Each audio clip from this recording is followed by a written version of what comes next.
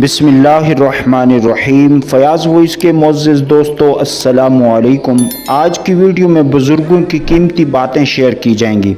आपसे इल्तिमास है इस वीडियो को आखिर तक ज़रूर देखें।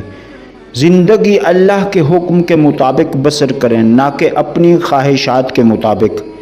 अल्लाह और उसके रसूल सल्लल्लाहु अलैहि वसल्लम से मोहब्बत और अपने बुज़ुर्गों से अक़ीदत व अदब व एहतराम एक ऐसा दरिया है जो कभी खुश्क नहीं होता, और यही उसकी कामयाबी की निशानी है। जिसने अपने राज पोशीदा रखे वो जल्द कामयाब होगा और लोगों के शर से महफूज रहेगा।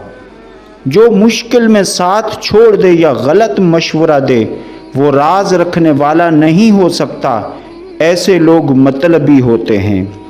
अच्छे दोस्त की संगत मत छोड़ें, वरना बुरे दोस्त नसीब होंगे। अच्छा दोस्त वो है जो आपको किसी भी तरह का नुकसान न पहुंचाए, आपके लिए अच्छा सोचे, मुश्किल में आपका साथ दे। रब के करीब होना है तो रात के आखिरी हिस्से में उसका जिक्र करो, उसकी बारगाह में सजदे करो। अल्लाह का आशिक वो है जो खुशी और गमी में हर हाल में उसका शुक्र अदा करे और कहे ये सब कुछ उसी का है, उसकी मर्जी, ये नेमतें वापस ले या बढ़ा दे, मैं तो उसका फर्मा बरदार बंदा हूँ। तुम्हारी असल हस्ती तुम्हारी सोच है, बाकी तो सब हड्डियाँ हैं। ये जिस्म भी ज़मीन की अमानत है।